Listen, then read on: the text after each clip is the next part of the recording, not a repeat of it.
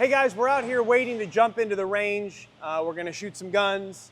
And I thought we would just take a minute and explain one thing you might have noticed in the videos from Area 4, which is both of these guys were shooting their optics covered up. The lens is completely covered up. So if that's a new concept to you, you may have never heard of occluded optic shooting. Occluded means covered up, I think, anyway. So explain to us really quick what occluded optic shooting is and kind of the why behind it. So with a red dot, we want to focus on the target, right? And if we focus on the target and then we see the dot, our brain will superimpose those images, and so we see the dot on the target itself. When you occlude the front and you're still focusing on the target, you can see right through that occlusion. See the dot, see the target. Yeah, you have a perception that you're seeing through it. Obviously you're not, but it's like a black window in front of you, and then your brain takes that dot and puts it on top of what you're looking at, It's right? science. It's science. Science bringing it So, together. so what are you actually experiencing? Like you see the dot on the target as you're looking around the range? I see the dot on the target. I have no issues with the dot. I don't have any of the shift. I know that sometimes you have a little bit of a shift in the dot and your zero. I don't experience that. What I find is the biggest advantage is Area 4, we had the sun right over the berm and we're shooting into the sun. When you get that glare, it can cause some weird things and it's really distracting. Sometimes you can't even see that dot. With this, it's the exact same. I don't have any problems with the sun. Right, so basically, regardless of the lighting conditions, you're gonna see the dot.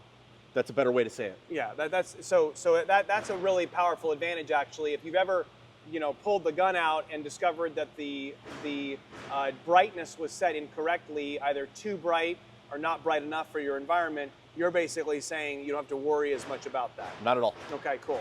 Now, you're also in the world of tactical shooting. Would you do this on a duty gun? I would.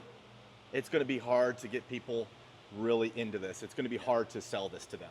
Yeah, and I suppose also there's an element of not seeing what you're aiming at too, which may not be a good story. And you're still focusing on the target. Yeah. It doesn't matter, is what you're saying. It does not matter. Okay. What do you think?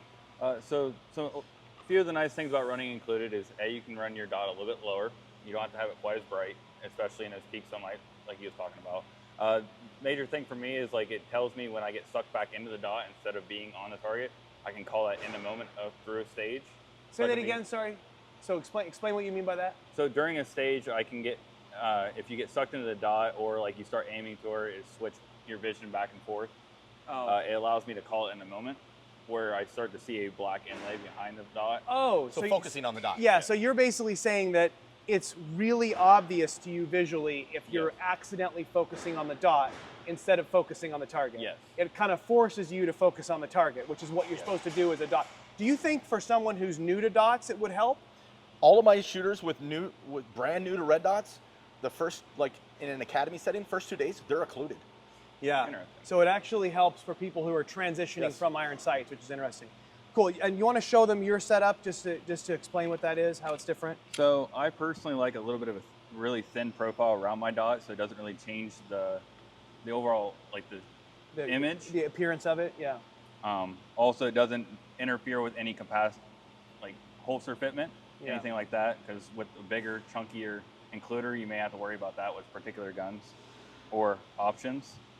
A lot of different companies make several different ones for multiple different dots. Yeah. So you're not just limited to the SRO, which that's what you kind of see both of us running, which is our kind of go-to dot. Yeah. It's pretty interesting. I was thinking about running occluded irons and putting some tape over my rear sight, but I decided that I would only do worse than I did.